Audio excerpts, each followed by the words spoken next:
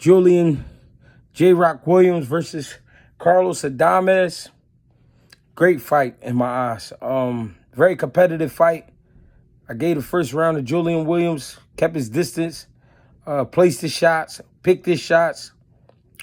Looked to be very confident. You know what I mean? He was following the game plan, listening to his coach. Great job. Second round came. Adames quickly turned it over. Adames, you know what I mean, very aggressive in the second round. Closed in a lot easier than he was able to in the first round. Looked to sting Julian Williams with some good punches. Third round, crazy enough, Julian Williams comes right back out. Now he's putting his hands on Carlos Adames. Great fight. You know what I mean? He landed combination punches. You know what I mean? Good short left hooks. Good little uppercuts. Really solid punches. Again, looked to be confident. But immediately in the fourth round, Carlos Adames takes over again. Looked like he almost at one point was going to stop Julian Williams in the fourth round, but such was not the case. Julian Williams continued to fight, you know what I mean, got bullied around in the fourth round. And Carlos Adames put in some really good body work. Fifth round, again, crazy enough, Julian Williams comes out. He using his angles. He using that short right hand down the middle. You know what I mean? He landed clean.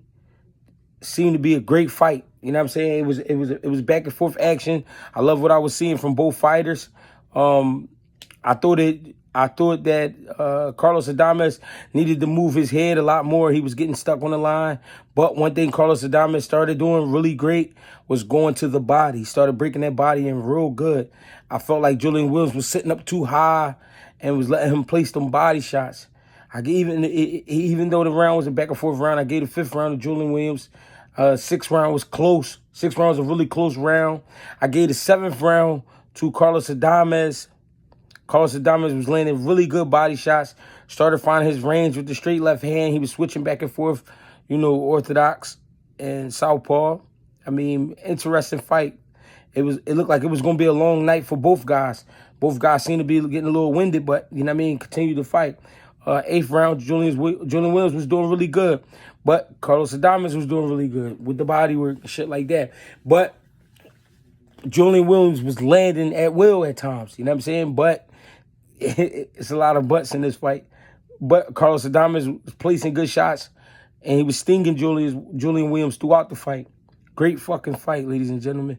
The ninth round, Carlos Adames started pouring it on.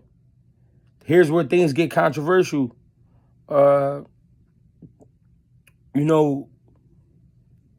feel like when it's a championship fight, you gotta let them fight to the death. That's just my feeling. You know what I mean? A lot of people feel different. And it was interesting because it was like, even though Adames was doing good, he was slowing down. Julian Williams was just having these on and off rounds. Looked like he was in his head a lot. But when he was just being a fighter and reacting, he was doing a great job. Carlos Adames lands a short right hook in the ninth round. Stings, hurts Julian Williams really bad, but Julian Williams stayed on his feet. You know what I mean? Got pushed around a little bit. Referee jumps in there and stops the fight. Crazy decision because it's not like Julian Williams' eye was closed or, he's bleeding profusely out of his face and all this crazy shit. It was a rumble. When it's a rumble like that, I feel like you gotta let them fight to the death, or at least let them fight to the last bell. I ain't gonna say fight to the death, but let them fight to the last bell.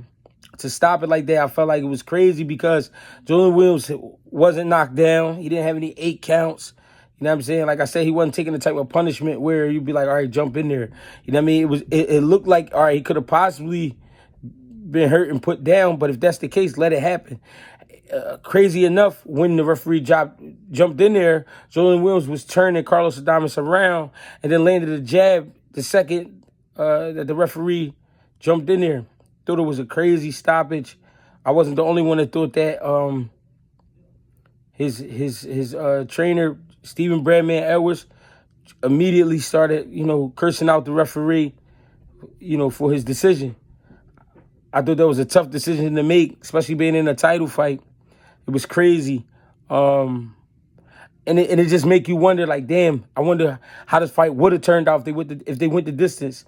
I felt like Julian Williams was finding himself, but he wasn't being nasty enough. You know what I mean? Julian Williams, to me, is at his best when he's being ruthless. You know what I'm saying? When he's going in there and just going for broke. I think he's a great fighter. I think Adames has great ability, but has a lot to work on, especially moving his head. You know what I mean? Getting stuck in front of guys, you know what I mean? Trying to force his will on guys. I mean, it's been working for him, but at the same time, as we all know, when you get in there with a prime middleweight, since we talking about middleweights, you know what I mean? It give you a lot of trouble with that. But he's going to be a lot faster than a lot of guys because it's athleticism. You know what I mean? We saw some holes in his armor.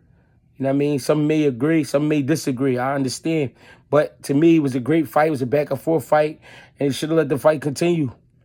It was tough to watch. To be honest, tough to watch him stop the fight because it was, it was just an entertaining fight. You know what I mean? We were seeing flashes of the old Julian Williams. You know what I'm saying? At the same time, we seeing Adames, who may be a star someday in the sport. I'm Greg Hackett. I appreciate y'all for tapping in. Greg Hackett 86 on Instagram, Greg Hackett 215 on Twitter, and Greg Hackett on Facebook. Please get with me. I appreciate y'all. Like, subscribe, share. Thank you. Get with me.